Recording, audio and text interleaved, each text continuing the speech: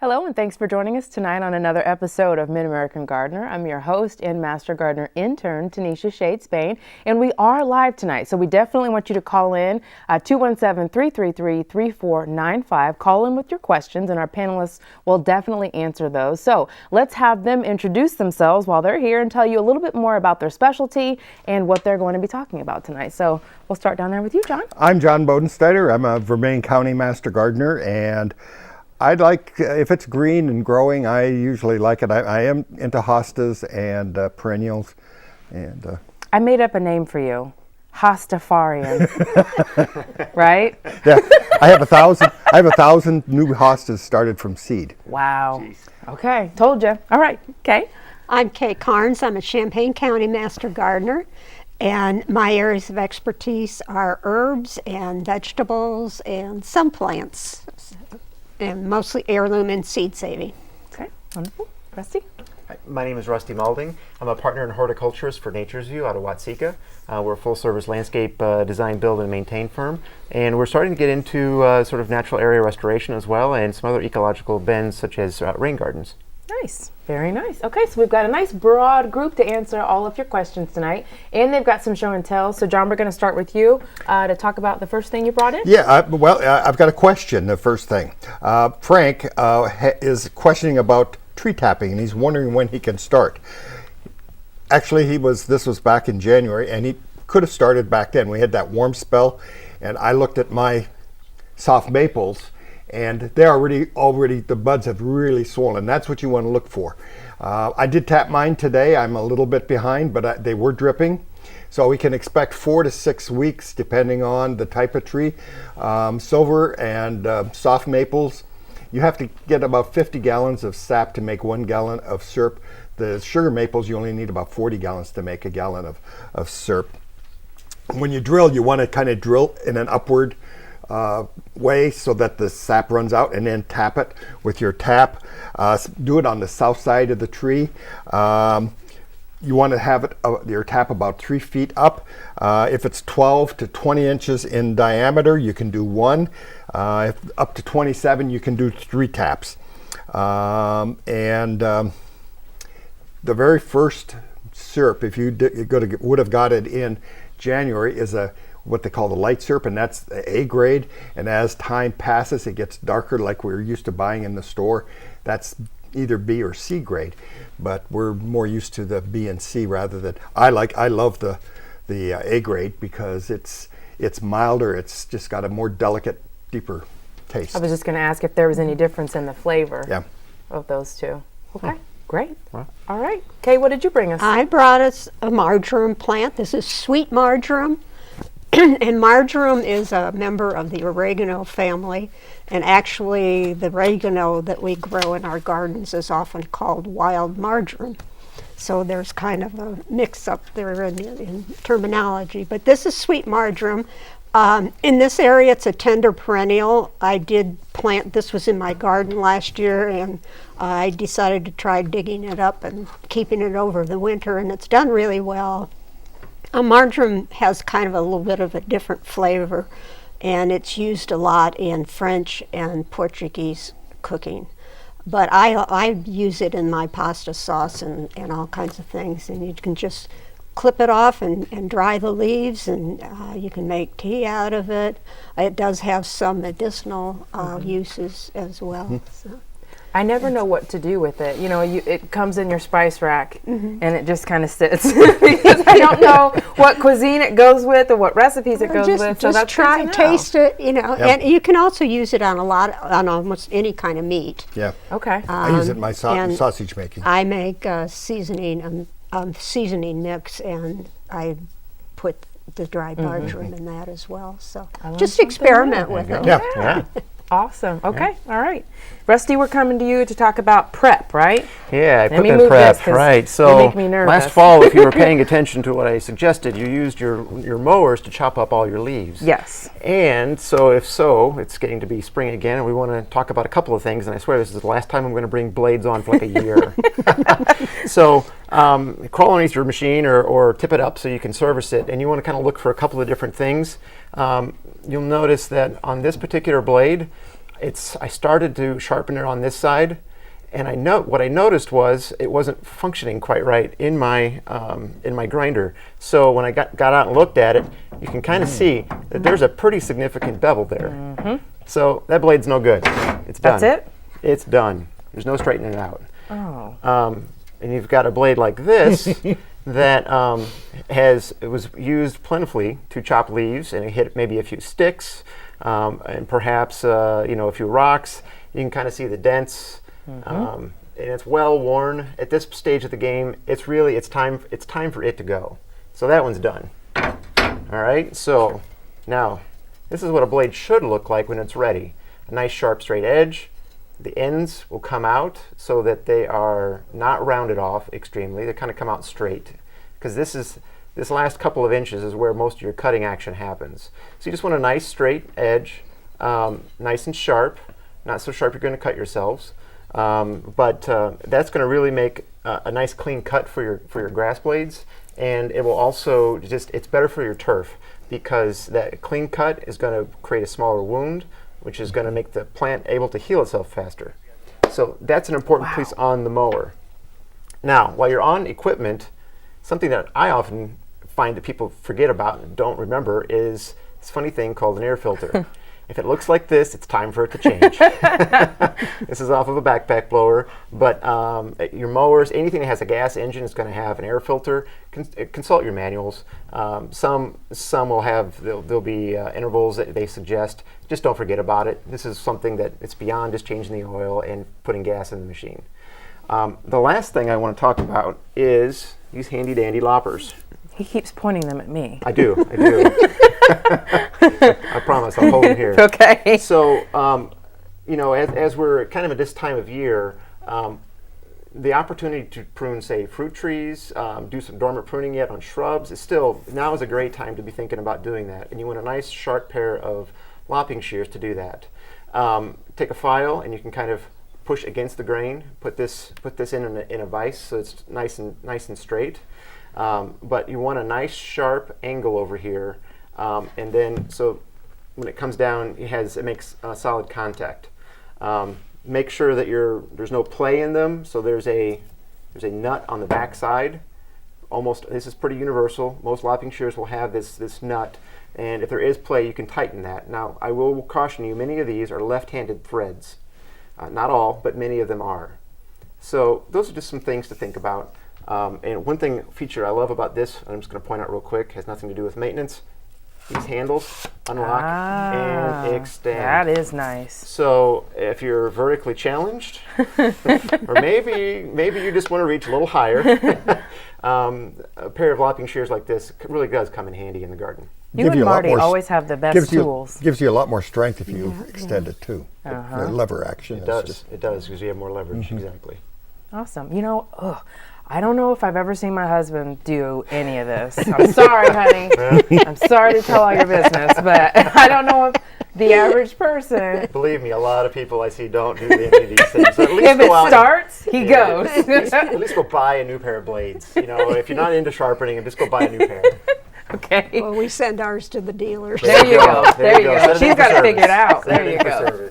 Okay, John, we're back around to you. Okay, I did bring a show and tell, and this is a Juician digital microscope. It goes up to 1,000 times, and as you can see, this is a mealy. Oh, you lost your picture. Oh, of course I would. So you said it magnifies how many times? 1,000 times. Okay. And as you can see, this little microscope, it's coming back here, and I will show you the little tiny bug, but it's really nice if you're out in the garden and you have a problem, but you can't see it. This is what it looks like, and there you go. I will show you now that you've seen that. If I was to have the leaf, this is what you're looking at. Compared to putting it on the digital microscope, and it's relatively inexpensive. I went on the internet. I found this for $20. I was not expecting you to say that. Most of the time you get really burnt on things like that, and so you know, you get these insects and diseases because what we're doing on a lot of our house plants is we're planting things like this without a hole in it. Well, I found the perfect solution. There's a ceramic bit, and as you can see, I drilled a hole in it, and now that has gotten rid of that problem. And you can do this with this type or ceramics, and just test it. Be very careful so that you don't cut yourself. But I found that more times the biggest reason we kill our houseplants is because we put them in pots without a hole in it. And so this, you know, if you got a really nice pot that you want to do, try getting and these are available at most of your box stores and things like that, and really are nice. But this little microscope, I've used it numerous times at a greenhouse working at, I helped teach at Schlarman High School, and this has come in because we've had a few diseases and insects, and we're able to identify them. And I can just hit the camera button on my camera, and it'll take a picture. So if I can't identify it, I don't know what it is, I can still send it in. Wow. I did not expect $20 for that. That looks like a pretty cool setup for $20. Okay, just to remind you, we are doing a live show tonight, so give us a call with any of your questions, 333-3495.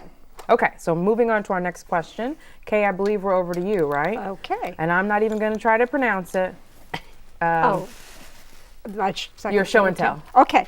What I brought here, this is a brick, a core brick, and it's actually compressed cocoa fiber. And when I get it and when I'm ready to use it, I put it in a bucket with 2 gallons of water, and it just fluffs all up. Really? And I use it in my potting soil mix. And this is the time of year we want to start thinking about getting our little seedlings started. The reason I use it is because potting soil, once it dries out, it's really tough to get it wet again. But the core actually holds the water and keeps the soil moist. I also I make my own potting soil mix, so I get bales of potting soil, and I mix 2 parts of potting soil with 1 part of core and 1 part of compost. Okay. And it really works great for me. But the core, you can get it online from a lot of different places, different size bricks. But I just get wherever I can find the best price. Absolutely. So that small brick there. Yeah, it'll puff up. Really? I've never seen that. You know, because you're putting it in 2 gallons of water, so it's going to be at least that size. And it's real fluffy and loose. What's the advantage to that? Does it help with it helps keeping the soil moist, so it doesn't permanently, dry out like potting soil will. Nice. I'll have to look into that. And it kind of is bulk, it aerates it too. And tell me again what it's made out of. Cocoa fibers. From coconut. Wow, and I like that because you're using everything. Nothing goes to waste there. Yep. Okay, wonderful. Thank you. All right, Rusty, we've got a question for you. This is from Wayne in Milford, 3-part question. He says, the disease that has all of the blue spruces in decline, is it untreatable? Needle cast, my tree stand alone and drainage is adequate. Will all blue spruce be dead in this area after reaching about 25 years of age?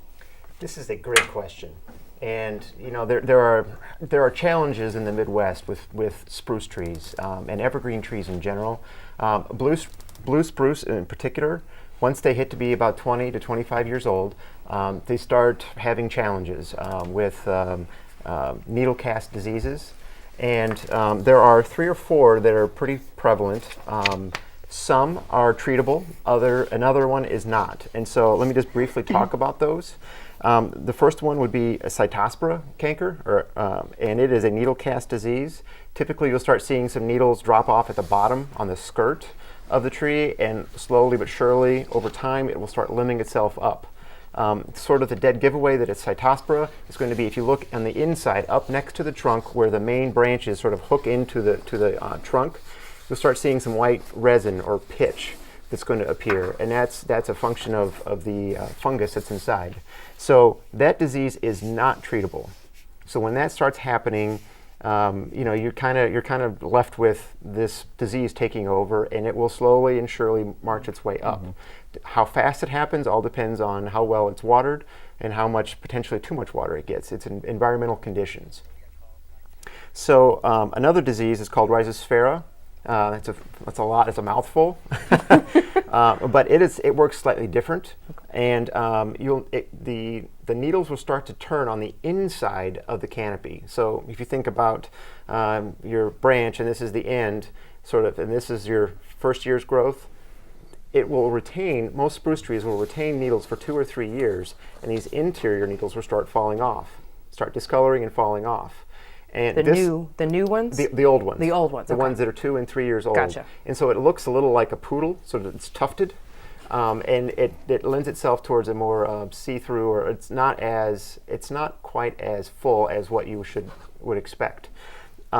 This disease is treatable, and there are some copper-based fungicides, just on some quick research that are available. Really, when it comes to treatment, you want to probably contact whoever you typically would buy your plant healthcare products from.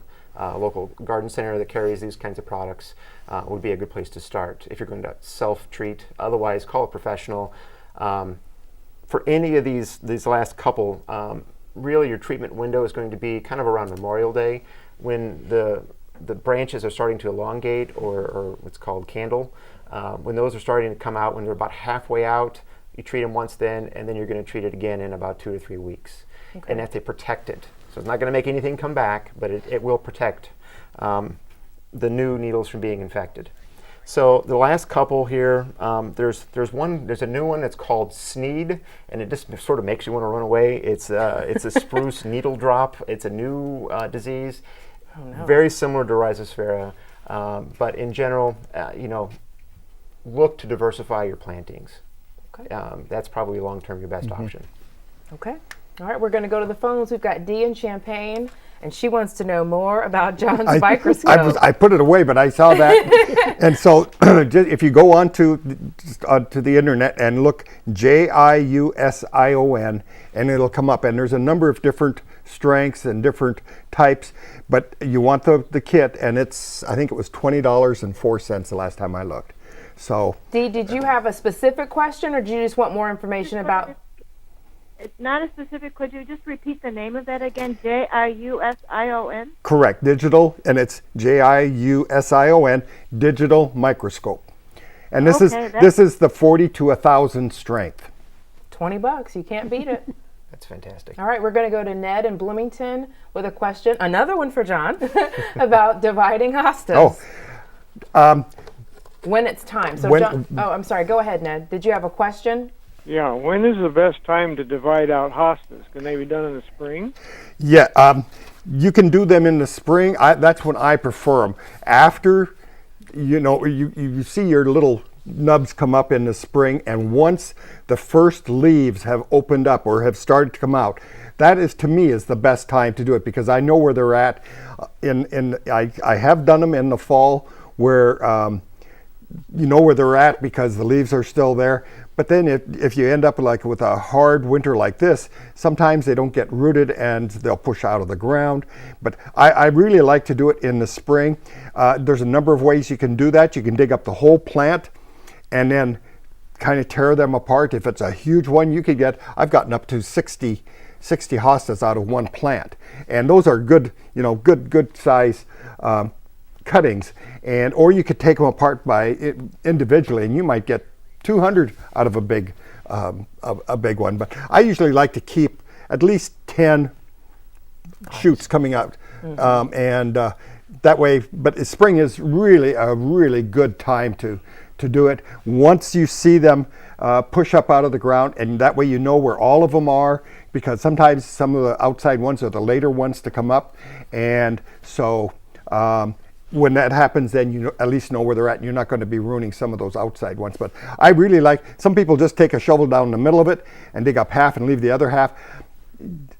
You're ruining, I'm too greedy, I guess. And I don't want to cut those that I cut in half. I don't want to lose those. So I dig up the whole plant, and I'm very careful as far as dividing them. Okay. I would also add that hostas are very robust. Oh, yeah. And I've divided some in the middle of summer, and they do fine. I have Yeah. yet to lose one. So really, it's hard to, the timing, you can. Maybe stay away from fall. I've divided them up through probably September pretty Yeah, successfully. And yeah. even If you in get into October, November, That's when you're pushing. it. Yeah. Okay. All right. We're going to go to Shirley in Bloomington with a question about potted hydrangea. Shirley, are you there? Yes, I am. Go ahead. I received a potted hydrangea plant last month for a gift. And on the information, it says it needs to be kept watered a lot. And I have to put a big glass of water on this thing every 2 days. If I wait till the third day, the leaves start to shrink up. I've never seen a plant require this much water, and it really does suck it all up. I'm assuming, and it's growing all kinds of new leaves up the stems now that the flowers are gone. I'm assuming I can plant this in the yard in the summertime. Anybody got any? it depends on what type it is. Yeah. It's probably a florist hydrangea. Yeah. So, yeah, it's going to be using a lot of moisture right now because it's inside. You've got low humidity. It's transpiring, and it's evaporating out of the soil, and so. That's normal for hydrangeas. Yeah, Even they are- in the nursery setting for landscape plants, in the summer, you got to water them every other day, Yeah. every day. Very thirsty plants. They are. They are. Could be a little root bound, to get it nice and full and push everything out. So you could put it outside. There's a good chance it's not going to make it through the winter. So if you really want it, put it outside and bring it back in. All right. We're Yeah. going to go to line 5 now. Patrick in Springfield with a question about white flies. Okay, I'm ready for that one. Patrick, are you there? Yeah, hi. Hi. Kay's ready to take your question. Yeah, we planted zucchini and Brussels sprouts, and for like the last 2 years, and we got these white flies, and there doesn't seem to be any way to get rid of them. We'll cut the leaves off the various parts of the plants where it's really bad. Just comes back. So have you tried any sprays or anything on them? We've tried like that, like Raid garden spray. Didn't seem to do anything. Okay. Well, one thing you can do is white flies love the color yellow, and so you can either paint or color like cardboard yellow, and then make a mixture of petroleum jelly and dish detergent and smear that on, and it'll act like a sticky trap for them. And then there's also, insecticidal soap, which you would spray on the plants. You want to cover them really, really well with both sides. If you want something a little more powerful, there's just a whole number of chemical sprays that you can use. Malathion, thank you. See, that's what this is about, teamwork. Is one that'll work for them. So you just need to keep after them. Don't let up. Yeah. Okay. All right. We're going to go to Pauline in Springfield question about frost. Pauline, are you there? Yes. Go ahead. In seed packages and in catalogs, they suggest that some seeds be sowed indoors 6 to 8 to 10 weeks after the last frost, but I'm not sure when we normally expect the last frost in the central Illinois area. Could you help me? Yeah, I think it's May 15th is what they've moved it up a little bit. You can be, if you're really lucky on certain year, May 1st, but I always go May 15th, and go buy your seed packet, plant those inside, make sure that you follow those directions. If it says a 1/4 inch, don't put an inch down because those are usually smaller seeds and they won't have the power to get through. But it's 6 to 8 weeks before the last frost, or before the first frost. Last frost. Last frost. Last Yeah, frost. right, the first time. The last frost. And that doesn't mean that I've seen it where June 1st we have a Yes. frost. And if that's the case, you're going to have to go out and cover because they're going to be much more susceptible to frost at that time. Okay, we've got it. Just a few seconds left. Tana in Menard County with a question about growing plantation wheat. Are you there? Yeah, it's the plantain, Plantago major, and it might be something that would help do away with biofilm and a bacterial infection in the body. And Yeah. can you grow? How do you grow it inside? Well, you really don't need to. It's I doubt if it's she's a gonna grow weed inside. essentially that's in the yard, and almost everybody has plantain growing. So you can actually chew it in your mouth and then put it, if you have a cut or something, and put it on the sore. So there's a lot of things you can do with it, and it's a pretty helpful plant. Is that the broadleaf plantain or the Both plantains? I never knew that. Yeah. Okay. Well, that about does it for us this evening. Thanks so much for watching. And if we didn't get to your call this evening, we're going to be live again next Thursday. So please definitely call in. Thank you so much to our wonderful panelists for coming in and sharing their expertise and their show and tells with us. You guys are always a great group. And between now and then, make sure you find us on our socials, Facebook, Instagram, YouTube. We're everywhere. Just look up Mid-American Gardener and you will find us there. Thank you so much for watching, and we will see you next time. Good night.